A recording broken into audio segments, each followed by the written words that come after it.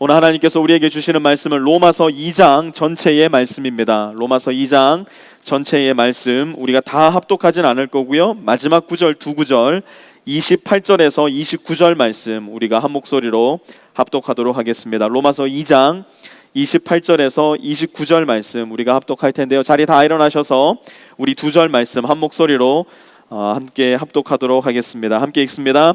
겉모양으로 유대 사람이라고 해서 유대 사람이 아니요 겉모양으로 살갗에 할례를 받았다고 해서 할례가 아닙니다. 오히려 속 사람으로 유대 사람이니가 유대 사람이며 율법의 조문을 따라서 받는 할례가 성령으로 마음에 받는 참 할례입니다. 이런 사람은 사람에게서가 아니라 하나님에게서 칭찬을 받습니다.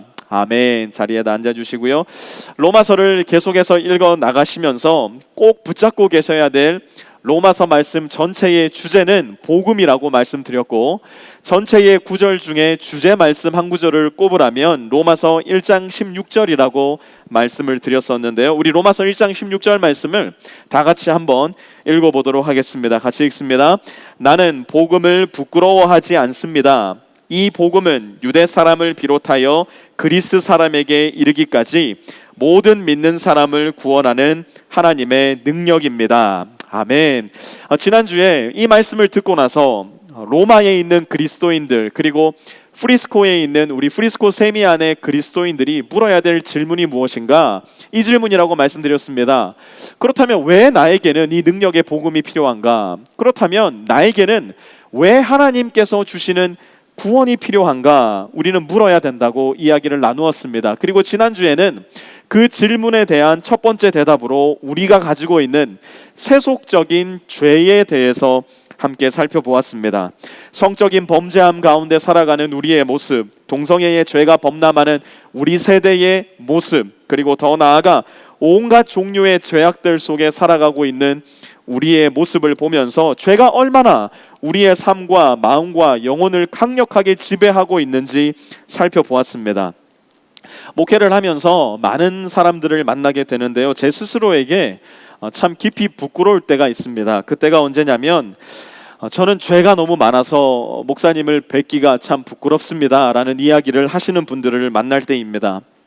정말 열심히 살아가세요. 정말 하루하루 그야말로 피땀 흘려서 이민자의 삶을 살아가시는 분들, 그저 하루의 일상의 무게가 너무 무거워서 퇴근 후에 집에 혼자 앉아서 김치 하나 넣고 소주 한잔 하는 거, 그것 때문에 그것이 큰 죄라고 느껴서 목사를 만날 수 없다고 생각하시는 분들, 자녀들 대학 보내야 되는데 대학 등록금이 도무지 나오지가 않아서 마음의 그 답답한 마음을 조금 위로해 보려고 담배 한 대씩 태우시는 것, 그것 때문에 그것이 큰 죄라고 생각하셔서 목사님 만날 낯이 없다고 생각하시는 분들, 나 같은 죄인은 교회 못 나갑니다 생각하시는 분들, 누구보다 마음과 생각과 그리고 영혼은 깨끗하고 정직하시지만 교회가 만들어 놓은 정말 희한하고도 의문스러운 종교적 목록에 의해서 자기도 모르는 사이에 세상에서 가장 큰 죄인이 되어 있는 그런 분들을 뵐 때마다 참 죄송하고 부끄러운 마음이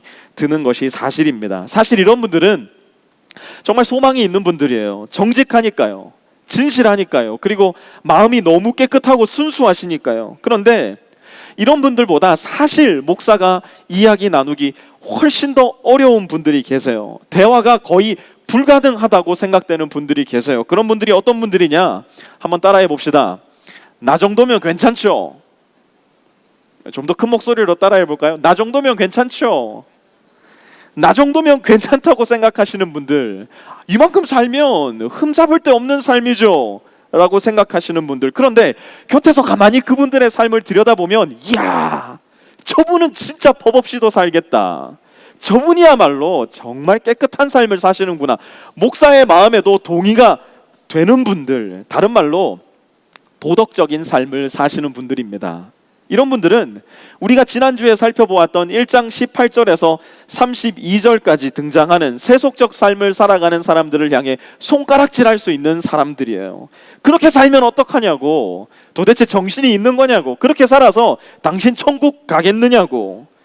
우리 기준에서 보았을 때 흠이 없는 도덕적 삶을 사시는 분들, 이런 말을 할 자격이 있는 분들이죠. 그런데 그 사람들을 향해서 사도 바울은 이렇게 말합니다. 1절 한번 보세요. 그러므로 남을 비판하는 사람이여, 그대가 누구이든지 죄가 없다고 변명할 수 없습니다.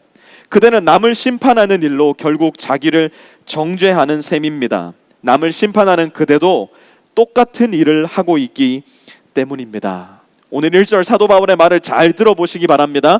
그대가 누구이든지 나는 죄가 없습니다, 변명할 수가 없답니다. 이유가 뭔지 보니까 남을 심판하는 그 사람도 그대도 똑같은 일을 하고 있기 때문이래요. 인간의 내면을 깊숙한 곳으로 들어가서 바라보았던 사도 바울은 모든 인간이 결국은 하나님 앞에 죄인일 뿐임을 알고 있었던 겁니다. 1절의 말씀을 우리 시대의 글로 바꾸어서 대단히 평이하게 읽어보면 이렇게 읽을 수도 있을 것 같아요. 한번 들어보세요. 남을 심판하는 여러분들은 잘 들으십시오. 당신들도 걸리지만 않았을 뿐이지 똑같은 죄를 짓고 있지 않습니까? 당신들도 인정하지만 않을 뿐이지 똑같은 죄 가운데서 살고 있지 않습니까? 오늘날 우리 그리스도인들이 우리가 살아가는 사회 속에서 신뢰와 인정을 자꾸만 잃어가는 이유가 도대체 무엇일까요? 저는 크게 두 가지를 꼽을 수 있을 것 같은데요. 그게 뭐냐면 위선과 무지입니다. 자신도 똑같은 죄를 지으면서 살아가면서 다른 사람을 향해서는 그야말로 날선 비난과 정죄를 쏟아내지만 정작 자기는 그렇지 않은 척하며 살아가니 위선이요. 이런 위선적 삶을 살면서도 나는 전혀 위선적 삶을 살지 않는다고 생각하니 무지하다 할 수밖에 없는 겁니다. 그래서 사도 바울은 이렇게 말해요. 2절 보세요. 하나님의 심판이 이런 일을 하는 사람들에게 공정하게 내린다는 것을 우리는 압니다.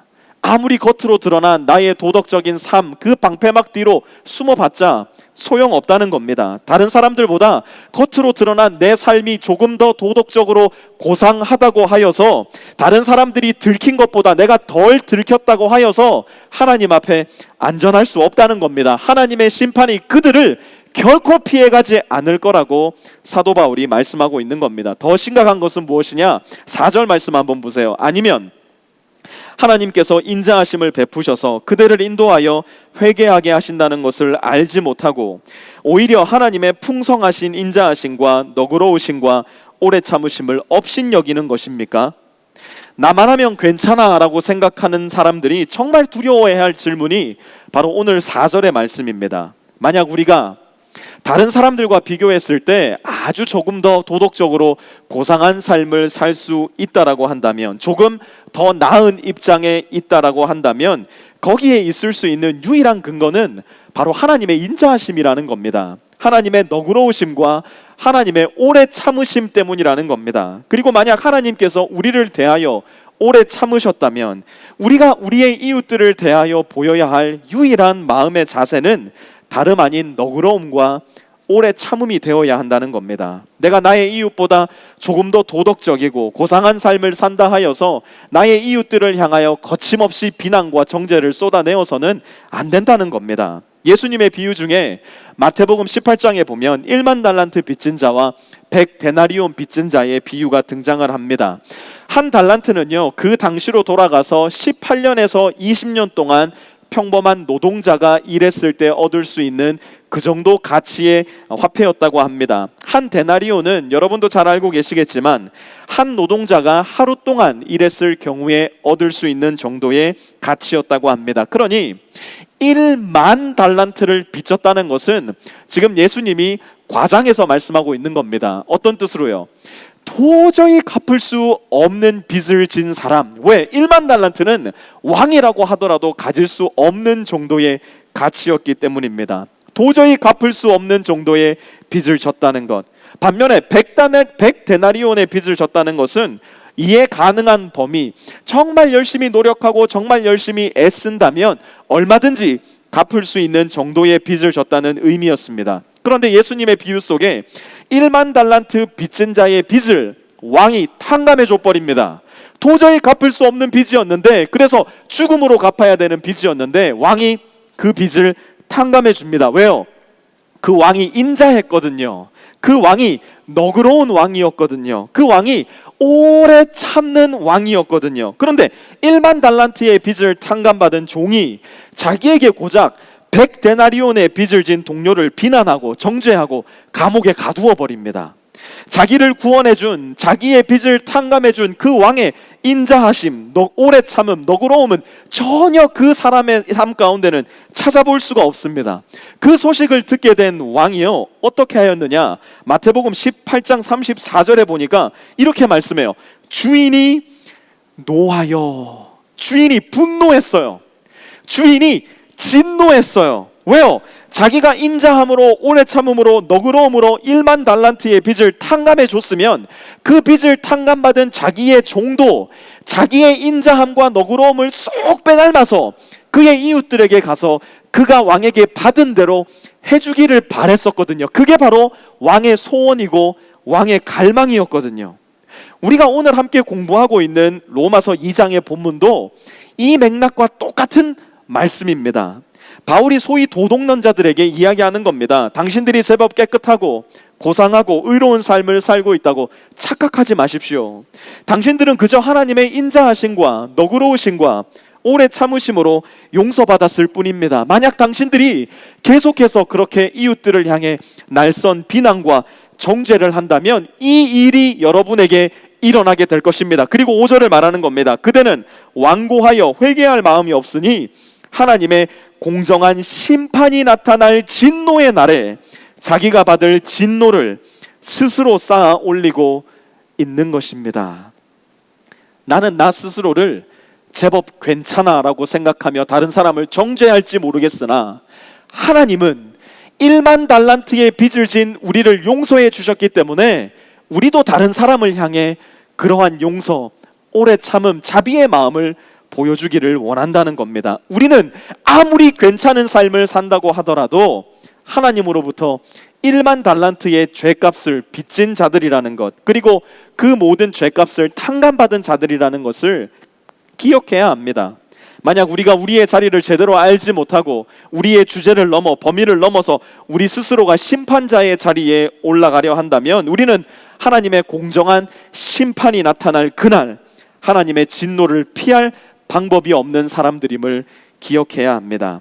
이어서 바울은 그 누구도 빠져나갈 수 없는 촘촘하고도 정확한 그물을 쳐서 모든 사람을 하나님 앞으로 세워놓습니다. 6절 함께 봅니다. 하나님께서는 각 사람에게 그가 한 대로 갚아주실 것입니다. 6절을 보니까요, 하나님께서는 각 사람을, 무슨 말이에요? 한 사람도 빠짐없이 모든 사람을 각각 그분 앞에 세우실 텐데 그들을 세워 심판하시는 기준이 뭔가 가만히 보니까 그가 한 대로입니다. 그가 한 대로 각각의 사람 모두를 하나님 앞에 세워놓고 우리를 심판하신다는 겁니다. 하나님의 심판이 임하는 곳에는 그야말로 바늘 하나 꽂아 놓을 자리가 없습니다. 정확합니다. 확실합니다. 내가 한 것을 단 하나도 놓치지 않고 정확하게 기록하고 정확하게 심판하신다는 말입니다. 내가 한 대로 하나님이 갚아주시니 내가 한 것을 기억했을 때 우리는 두 가지 중에 하나밖에 없습니다. 하나님 앞에 무릎 꿇고 회개의 자세를 보이든지, 하나님 앞에 나만 하면 괜찮지 않나요? 떳떳한 모습을 보이든지. 여러분들은 어떠십니까? 두 가지 모습 중에 우리가 보일 수 있는 모습은 어떤 모습일까요?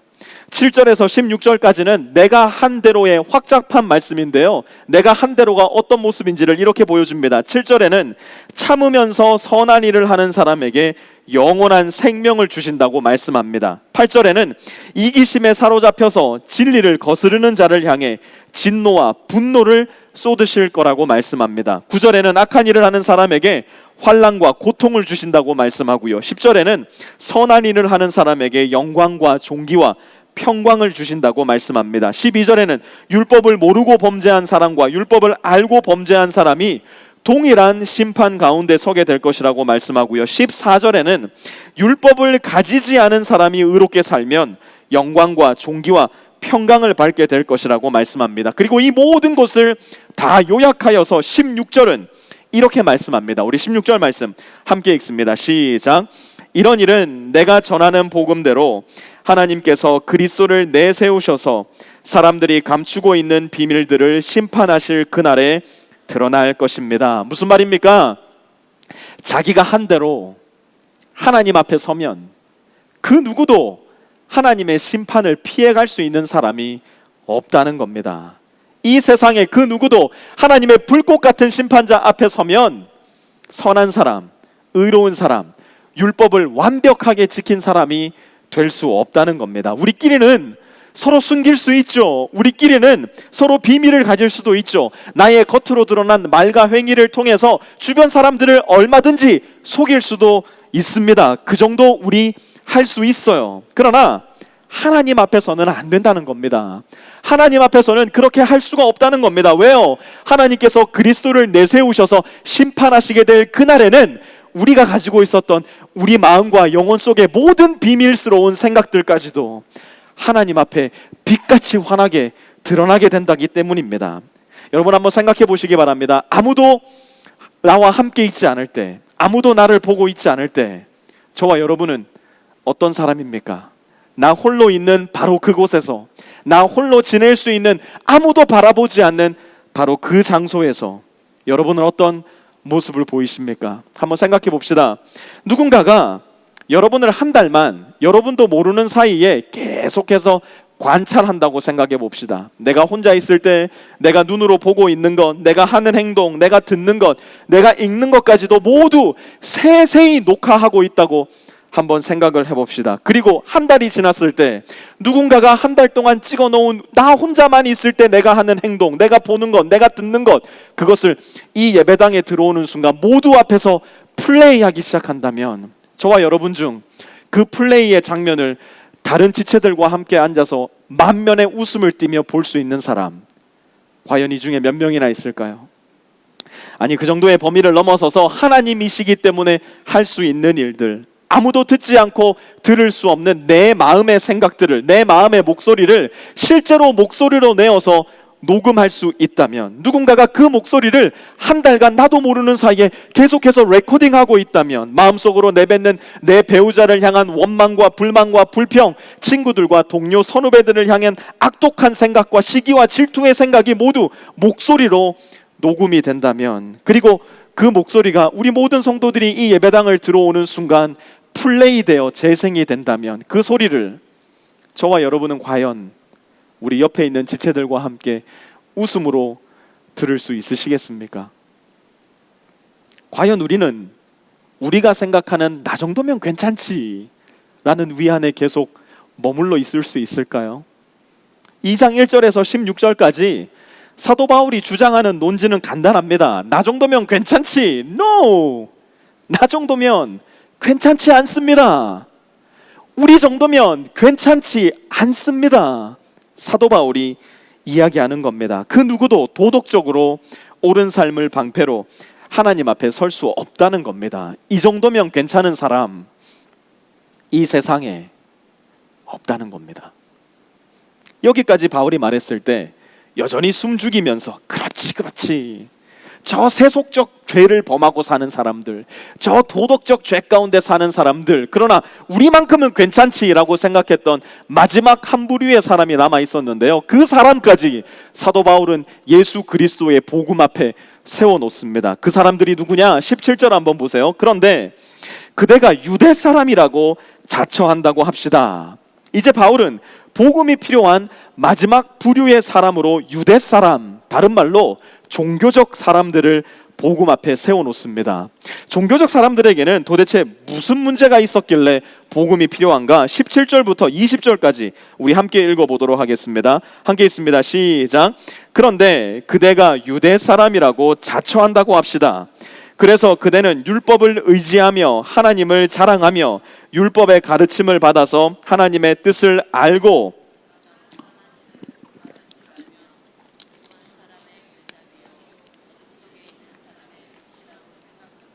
지식과 진리가 율법의 구체화된 모습으로 들어있다고 하면서 스스로 어리석은 사람의 스승이요 어린아이의 교사로 확신한다고 합시다.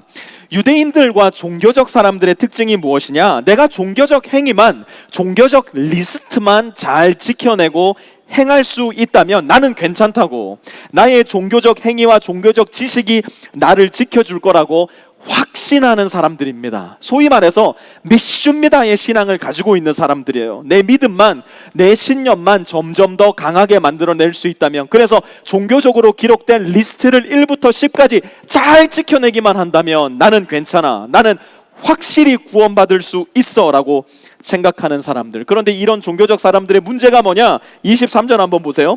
율법을 자랑하면서도 왜 율법을 어겨서 하나님을 욕되게 합니까? 사도 바울은 지금 전통적 입장의 유대인들이 보았을 때 이해할 수 없는 말을 합니다. 아니, 우리처럼 율법을 열심히 지키는 사람이 어디 있다고 우리 보고 율법을 어겼다는 말을 하는 겁니까? 유대인들의 마음 가운데 그 질문 떠오를 수밖에 없었습니다. 그런데 그들에게 있었던 문제가 무엇이냐? 율법을 열심히 지키기는 해요. 율법을 자랑하기까지 해요. 그런데 그들의 삶이 율법을 비난하는 쪽으로 흘러가 버렸던 이유가 뭐냐? 여러분, 한 서기관이 예수님에게 와서 예수님에게 물었던 질문 기억나십니까? 모든 율법의 강령 중에 가장 뛰어난 것이 무엇입니까? 예수님이 뭐라고 말씀하세요? 가장 큰 계명은 내 마음과 생명과 뜻을 다하여 주 너의 하나님을 어떻게 하라고요? 사랑하라고요. 둘째도 이와 같으니 너의 이웃을 너의 몸과 같이 어떻게 하라고요? 사랑하라고 말씀하셨어요. 율법의 한 글자 한 글자는 결국 유대인으로 하여금 어디를 향하게 만들었느냐? 그 율법은 하나님 사랑과 이웃 사랑을 향하도록 유대인들의 마음을 밀어 넣었다고요. 그런데 한번 잘 생각해 보시기 바랍니다. 왜 나 외에 다른 신을 두지 말라고 하나님이 말씀하셨을까? 왜 우상을 만들지 말라고 말씀하셨을까? 하나님의 이름을 망령되이 일컫지 말라고 하나님은 왜 말씀하셨을까? 왜 안식일을 기록하여 거룩하게 지키라고 말씀하셨을까? 이 세상에 다른 신은 없으니 우상을 버리고 참된 하나님만을 믿고 사랑함으로 말미암아 하나님이 주시는 참된 복을 누리라는 것이었습니다. 그런데 율법 조문을 하나하나 지키는 것에 너무 몰두했던 유대인들은 율법의 목적, 곧 하나님을 믿고 사랑하는 것은 깨끗하게 잃어버리고 그 율법을 열심으로 지켜내는 자기 자아와 자기 믿음을 믿고 사랑하는 타락에 빠져버렸던 겁니다. 이웃들을 향해서는 더 말할 것도 없었죠. 내 부모를 공경하라, 살인하지 말라, 간음하지 말라, 도둑질하지 말라, 내 이웃을 향하여 거짓 증거하지 말라, 탐욕 부리지 말라. 이 율법 조문 하나하나는 열심히 지켰어요. 그 누구보다도 열심히 지킨 것이 사실이에요. 문제는 뭐냐? 그러한 율법을 주셨던 하나님의 목적, 곧 내 이웃을 내 몸과 같이 사랑하라는 말씀을 지키는 데는 철저히 실패해버립니다. 오히려 율법이 이웃들을 죽여버리는 도구로 변합니다. 마음속으로는 이웃들을 수도 없이 때리고 미워하고 정죄하면서도 자기는 살인하지 않았으니 얼마든지 구원받을 수 있다고 착각합니다. 마음속으로는 길거리의 여인들을 보면서 음욕을 품었으면서도 나는 간음한 적 없으니, 걸린 적 없으니 구원받을 만하다고 착각하기 시작합니다. 이웃의 잘한 것은 인정해주지 않고 오히려 이웃의 공로를 내 공로인 양 가로챈 적이 수도 없이 많으면서도 이웃의 재산을 훔치지 않았으니 이만하면 쓸만하지 착각합니다. 내 이웃의 잘못을 내 상상력과 이기심을 동원하여 100배 1000배는 더 불려서 말하고 다니면서도 없는 것을 말한 것은 아니니 거짓 증거하지 않았네, 마음의 위안을 품기 시작합니다. 무엇보다 이 모든 율법을 통하여서 내 이웃을 사랑하라는 하나님의 마음에 순종하는 데는 완벽하게 실패했음에도 불구하고 유대인들은 율법의 조문 하나하나를 지켰다라는 생각으로 인해서 하나님을 욕되게 하는 삶을 살고 있었던 겁니다. 뿐만 아니라 그들이 보증과도 같이 그들의 구원을 확신하게 된 또 다른 요소가 하나 있었는데요. 그것이 무엇이냐? 25절 한번 보세요. 율법을 지키면 할례를 받은 것이 유익하지만 율법을 어기면 그대가 받은 할례는 할례를 받지 않은 것으로 되어버립니다. 유대인들은 태어나서 8일이 지났을 때 남자아이들에게 할례를 베풀었습니다. 할례는 아브라함을 통해서 하나님께서 유대인들에게 주신 언약의 징표였습니다. 유대인들은 이 의식을 거행함으로써 평생 그들의 몸에 하나님의 언약을 간직한 사람이 됩니다. 불행한 것은 유대인들은 태어난 지 8일째 딱 한 번 받는 일회적 사건인 할례를 행하는 데는 단 한 번의 실패도 없이 완벽한 성공을 거두었지만 할례의 목적, 곧 살갗을 벗겨냄으로써 우리 인간의 마음에 뒤덮여 있는 하나님을 향한 무지하고 완악하고 불순종하는 죄를 거듭해서 벗겨내는 데는 철저히 실패하고 말았습니다. 유대인들이 할례를 받음으로써 그들의 겉사람을 바꾸는 데는 성공했을지 모르겠으나 할례를 받음으로써 진정 그들이 변화받았어야 할 속사람을 바꾸는 데는 철저히 실패해버리고 말았다는 겁니다. 그래서 사도 바울이 이렇게 말합니다. 28절 29절 한번 보세요. 겉모양으로 유대사람이라고 해서 유대사람이 아니요, 겉모양으로 살갗의 할례를 받았다고 해서 할례가 아닙니다. 오히려 속사람으로 유대사람이니가 유대사람이며 율법의 조문을 따라서 받는 할례가 아니라 성령으로 마음에 받는 할례가 참 할례입니다. 이런 사람은 사람에게서가 아니라 하나님에게서 칭찬을 받습니다. 사랑하는 프리스코 세미야 성도 여러분, 혹시 우리의 종교적 삶에는 할례와 같이 우리의 구원을 보증한다라고 우리가 착각할 만한 어떤 요소가 있지는 않을까요? 다른 건 다 몰라도 난 할례 받았으니까 난 괜찮아 라고 생각할 만한 어떤 종교적 의식 우리가 가지고 있지는 않습니까? 나는 침례 받았으니까 구원은 따놓은 당상입니다. 나는 매주일마다 교회 나와서 예배 드리니까요. 나는 다른 건 몰라도 11조만큼은 확실하게 하고 있거든요. 나는 그래도 주일에 5번 이상 일주일마다 성경을 읽고 있기 때문에 저는 안전합니다. 우리 교회 밥상 모임 잘 참석하고 이제 곧 시작할 라이프팀에도 곧 참석할 거기 때문에 그 정도면 괜찮은 것 아닌가요? 그 정도면 나도 구원받을 만한 자격이 있는 거 아닙니까? 아니요. 그 정도면 구원받은 자격이 있는 것이 아닙니다. 우리는 교회에 나가기 때문에, 헌금을 하기 때문에, 교회에서 하는 이런저런 활동에 참여하기 때문에 나의 행위로 말미암아 구원받는 것이 아니라 예수님이 우리를 위해서 이미 행하신 골고다 언덕 십자가의 사역으로 인하여 구원받는 겁니다. 죽음의 권세를 이기고 다시 사신 우리 주 예수 그리스도의 부활이 있기 때문에 우리는 구원받게 되는 겁니다. 그리고 우리는 구원받았기 때문에 그 은혜에 감사하고 감격하여 성경에 기록된 이런저런 종교적 행위들을 기쁨으로 해나가는 겁니다. 여러분, 종교는요 절대로 속사람을 바꾸지 못합니다. 우리가 종교화될 때 아무리 성경의 말씀을 천절 만절 인용하고 사용하고 가르치고 배우고 찢고 볶는다 하더라도 우리의 속사람은 절대로 바뀌지 않습니다. 그렇기 때문에 우리는 종교화될 것이 아니라 예수화되어야 합니다. 종교를 만나지 말고 살아계신 예수님을 만나야 됩니다. 고린도후서 5장 17절은 이렇게 말씀하죠. 누구든지 그리스도 안에 있으면 그는 새로운 피조물입니다. 옛것은 지나갔습니다. 보십시오. 새 것이 되었습니다. 누구든지 종교 안에 있는 사람이 아니라 그리스도 안에 있는 사람이 되어야 새롭게 태어나 새로운 피조물이 된다는 겁니다. 다른 방법은 없습니다. 종교는 끊임없이 우리에게 리스트를 제시합니다. 그 리스트를 하나하나 잘 지켜나가면 maybe 천국에, maybe 극락에, maybe 파라다이스에 갈 수 있을지도 모른다고 설명해 줍니다. 기독교는 리스트를 제시하지 않습니다. 너희가 이 리스트를 잘 지켜 행하면 구원받을 것이다 말씀하지 않고 one person, 곧 예수 그리스도를 제시합니다. 너희가 예수 그리스도 안에 있으면, 너희가 예수 그리스도를 믿으면 믿음으로 말미암아 구원받게 될 거라고 말씀합니다. 그 예수님을 알고 믿고 따라 살아야 된다고 가르쳐 줍니다. 그 예수님은 누구냐? 우리가 너무 잘 알고 있는 말씀, 요한복음 3장 16절은 이렇게 말씀합니다.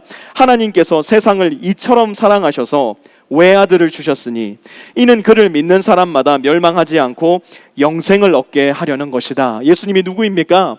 예수님은 하나님의 본체, 하나님과 동일하고 동등한 하나님의 외아들이십니다. 인간의 아들이 아니라 God, 곧 하나님의 아들이기 때문에 신과 본질적으로 예수님은 동일합니다. 예수님은 하나님이시기 때문에 우리 대신 죄짐을 짊어지실 수 있는 분이시고, 예수님은 우리를 위해서 기꺼이 십자가 위에서 그렇게 하셨습니다. 그렇기 때문에 우리는 그 예수님을 믿을 때 멸망하지 않고 영생을 얻게 됩니다. 여러분, 나의 행위가 아닙니다. 나의 종교적 노력, 종교적 행위가 결코 아닙니다. 내 기억 속에 남아있는 20년, 30년 전에 받았던 그 침례의 흔적, 주일 성수의 노력, 내가 열정적으로 지키고 있는 종교적 리스트들이 저와 여러분을 구원해 주는 것이 아닙니다. 그런 것은 불꽃같이 매섭고 정금같이 거룩한 하나님의 심판을 단 1분 1초도 견뎌내지 못합니다. 여러분, 하나님을 마치 우리를 잡아먹지 못해서 안달난 괴물과도 같은 존재로 오해하지 마시기 바랍니다.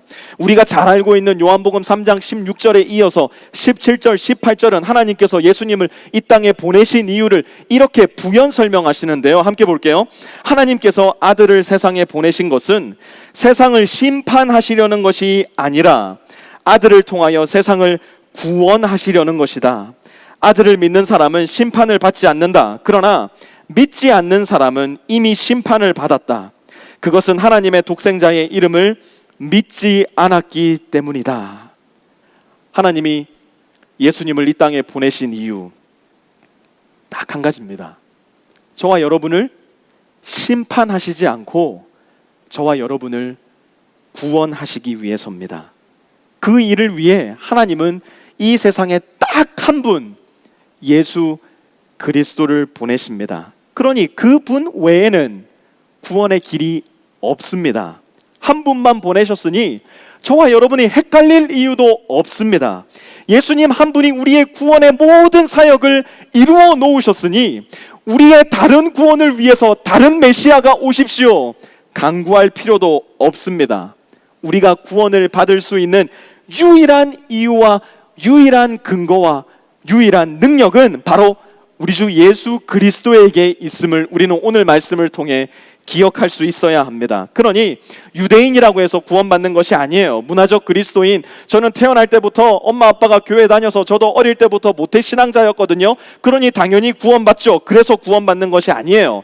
날 위해서 이 땅에 오시고 십자가에 못 박혀 죽으셨으며 다시 사신 예수 그리스도를 내 마음 가운데 내 개인의 구세주와 주님으로 믿음으로써 우리는 구원받게 됩니다. 사도 바울이 오늘 본문 속의 사람들을 데리고 한 장소로 모아놓는 것은 딱 한 군데입니다. 그 당시 교회의 역할을 하던 회당 아니었습니다. 그 당시 종교적 제의가 행해졌던 화려하고 놀라운 이교 신전도 아니었습니다. 사도 바울은 세속적 사람들, 도덕적 사람들, 종교적 사람들을 모두 다 데리고 초라하기 그지없는 골고다 언덕 십자가 앞으로 그들을 데리고 갑니다. 내가 세상을 향해 가지고 있는 세속적인 믿음, 나의 의로움을 향해 가지고 있는 도덕적인 믿음, 나의 행위를 향해 가지고 있는 나의 종교적 믿음도 다 버려버리라고 말합니다. 그것은 마치 불에 타 없어질 지푸라기와도 같다는 겁니다. 오직 우리 마음에 가지고 있어야 할 믿음은, 그것은 바로 예수님이 나를 위해 이미 행하신 일, 십자가 모든 피를 쏟으시고 죽으실 만큼 우리의 죄값을 다 치루어 주신 그 십자가의 사역, 우리가 죽어야 할 죽음의 권세를 이기고 다시 사신 부활의 사역, 그것을 우리 마음 가운데 믿는 것, 그것이 바로 우리가 믿어야 될 전부라는 겁니다. 목사님, 저는 믿음이 정말 연약해요.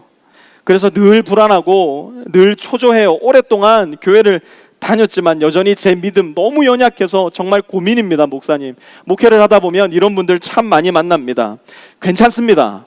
나의 믿음이 조금 연약해도 괜찮아요. 내 믿음이 조금 불안해도 괜찮아요. 내 마음 가운데 의심이 생기고 조금 흔들린다고 하더라도 괜찮습니다. 내 믿음은 조금 흔들려도 연약해도 괜찮아요. 왜요?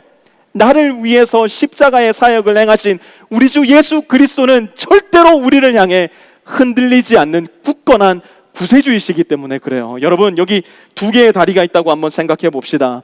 이쪽에 있는 험악한 산과 저 건너편의 아름다운 산을 건널 수 있는 두 다리가 여기에 놓여 있어요. 한 다리는 너무 연약하고 부실해서 한 발만 살짝 올려놓아도 그만 풀썩하고 이 끝에서 저 끝까지 무너져 내리는 다리입니다. 그런데 반대쪽에 있는 다리는 10사람, 100사람, 10,000사람이 한꺼번에 올라가더라도 절대로 무너지지 않는 견고하고 튼튼한 다리입니다. 그런데 이 다리 앞에 두 사람의 사람이 서 있다고 한번 생각을 해봅시다. 연약하고 부실한 다리 앞에는 이 다리는 절대로 무너지지 않는 다리야. 이 다리를 통해서 나는 저 아름답고 저 광활한 산으로 건너갈 수 있어 라는 확실한 믿음, 굳건한 믿음을 가지고 있는 사람이 이 연약한 다리 앞에 서 있습니다. 그리고 이 튼튼한 다리, 10,000사람이 한꺼번에 올라가도 무너지지 않는 다리에는 이 다리가 무너지면 어떡하지? 내가 발을 올려놓았을 때에 처음에는 괜찮지만 중간까지 갔을 때 갑자기 쑥 내려앉으면 어떡하지? 흔들리는 믿음, 연약한 믿음, 불안한 믿음을 가지고 있는 사람이 이 튼튼한 다리 앞에 서 있습니다. 여러분, 이 두 사람 중 다리를 건너서 아름답고 영광스러운 산으로 건너갈 수 있는 사람은 누구겠습니까?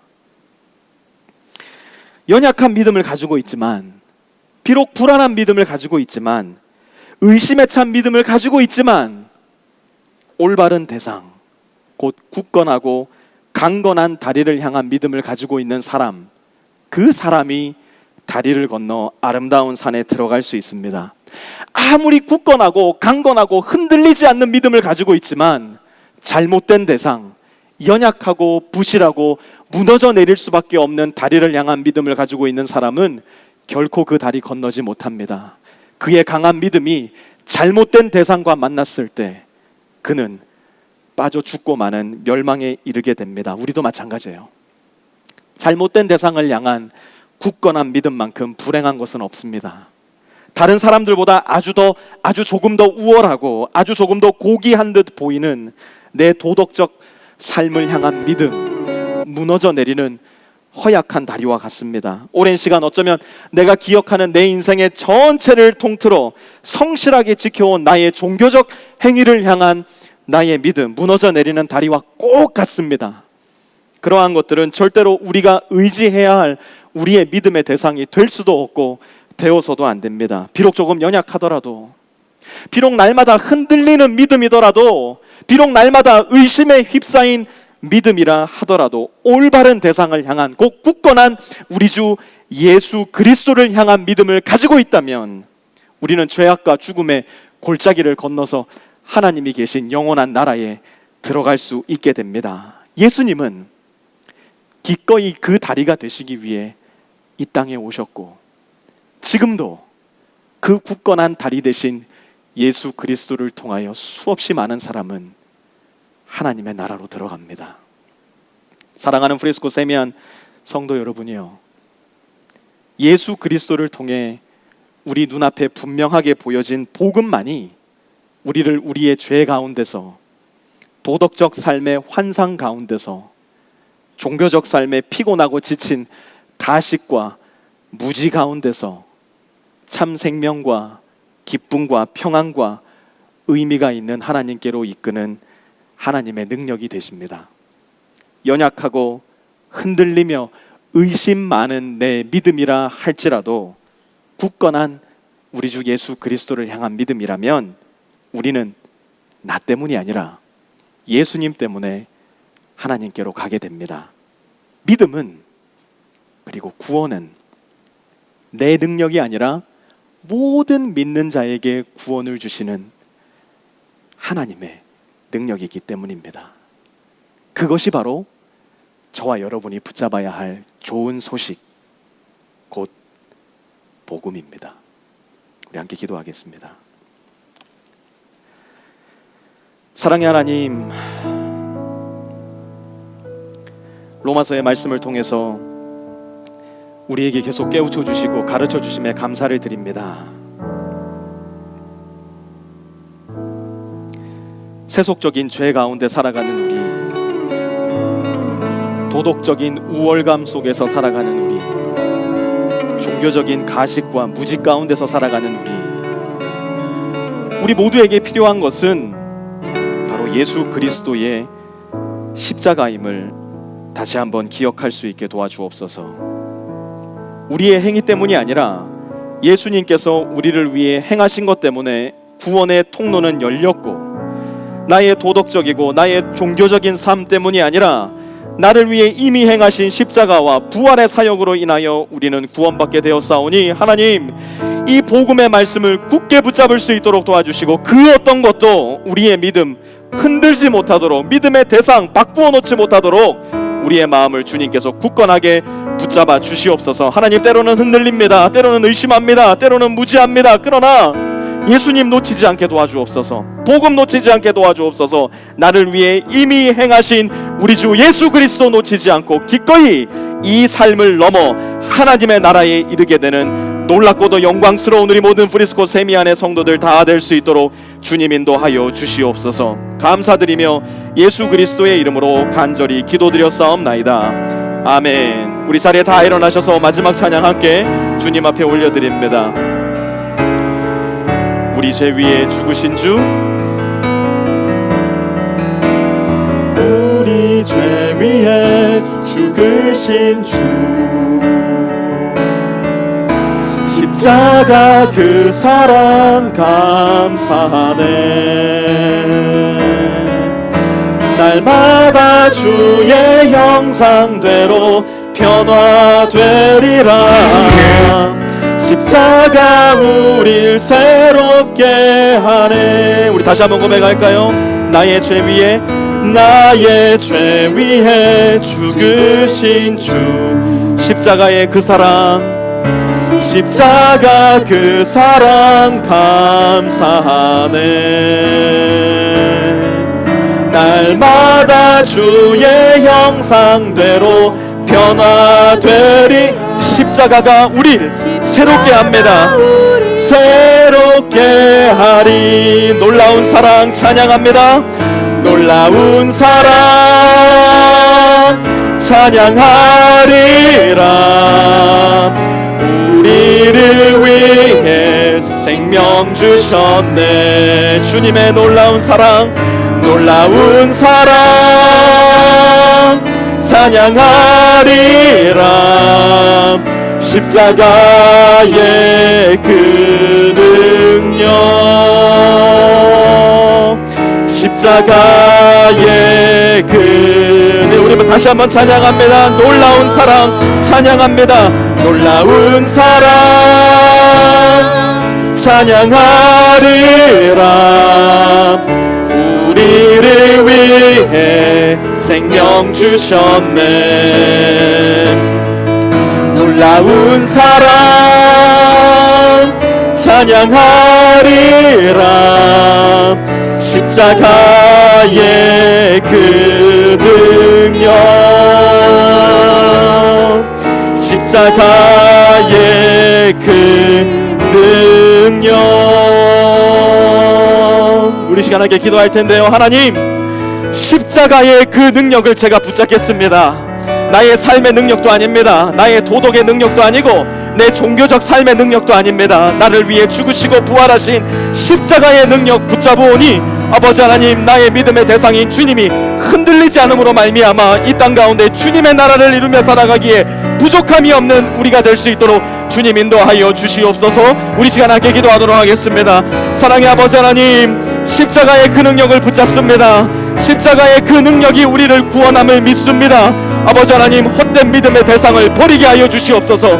나의 삶의 모습이 아니라, 나의 도덕적 삶이 아니라, 종교적 리스트를 잘 지키며 살아가는 나의 성실함이 아니라, 나를 위하여 십자가에서 모든 물과 피를 쏟으신 예수님 붙잡게 하여 주시옵소서. 십자가의 그 능력이 나에게 구원을 주시는 하나님의 능력이 되오니 십자가의 능력 붙잡고 나갑니다. 십자가의 은혜를 붙잡고 나갑니다. 십자가의 사랑을 붙잡고 나갑니다. 아버지 하나님, 이 대상을 향하여, 우리 주 예수 그리스도를 향하여 그 어떤 것으로도 대체하지 아니하고 주님만 바라보며 나아갈 수 있는, 비록 연약하고 흔들리는 믿음일지언정 우리 주 예수 그리스도 놓치지 않으며 흔들리며 걸어가는, 비틀거리며 걸어가는, 그러나 마침내 구원의 문에 이르게 되는, 마침내 주님의 손을 잡을 수 있는 우리 모든 프리스코 세미야 성도들 다 될 수 있도록 주님 인도하여 주시옵소서. 하나님, 오늘도 우리는 흔들거리며 걸어갑니다. 오늘도 우리는 주님을 향하여 마음의 의심을 품고 걸어갑니다. 이 세상을 살면서 나 같은 것이 어떻게 구원을 받겠는가? 때로는 가슴을 치며 땅을 치며 주님 앞에 통곡하지만, 또 때로는 나는 정말 안 되는가 보다 포기하며 살아갈 때도 많이 있습니다. 그러나 주님, 우리에게 있어 좋은 소식은, 하나님은 단 한 번도 네 꼬라지를 봐라 말씀하지 않고 예수를 바라봐라 말씀해 주시니 감사를 드립니다. 하나님은 우리가 구원받을 다른 어떤 이름을 주신 적이 없으시고 오직 예수 그리스도 한 분 이름만 주셨사오니 그것으로 인하여 감사를 드립니다. 그러하오니 하나님, 우리 모든 프리스코 세미 안의 성도들이 그 어떤 다른 것 바라보며 마음의 위안과 확신과 믿음을 갖는 것이 아니라 오직 한 분, 나를 위해 죽으시고 다시 사신 예수 그리스도를 바라보며 믿음 가질 수 있도록 주님 인도하여 주시옵소서. 그래서 조금 흔들리더라도, 한 주 다가오는 이 삶을 살면서 의심하더라도, 내 마음 가운데 불안이 가득하더라도 주님 말씀해 주십시오. 내가 보는 것은 다른 것이 아니라 네 마음 가운데 있는 흔들리지 않는 예수 그리스도이다. 예수만 바라보라. 그 말씀 붙잡고 우리에게 구원을 주시는 하나님의 능력, 굳건하게 붙잡고 살아가는 이번 한 주 될 수 있도록 우리 모든 프리스코 세미한 성도들의 마음 가운데 은혜와 사랑과 오래 참으심과 자비와 인자하심으로 함께하여 주시옵소서. 그리하여 우리도 나가 1만 달란트 빚진 자와는 다르게 우리의 이웃들을 향하여 용서와 자비와 오래 참음과 사랑으로 하나님의 모습을 기꺼이 보여줄 수 있는, 증거할 수 있는 하나님의 자녀요 예수 그리스도의 제자의 삶을 살 수 있도록 주님 은혜 베풀어 주시옵소서.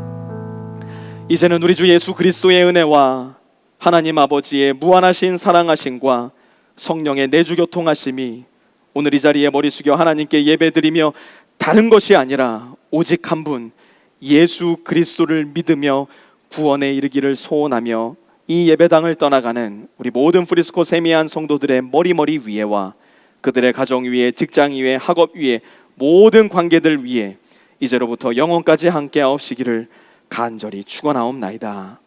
아멘.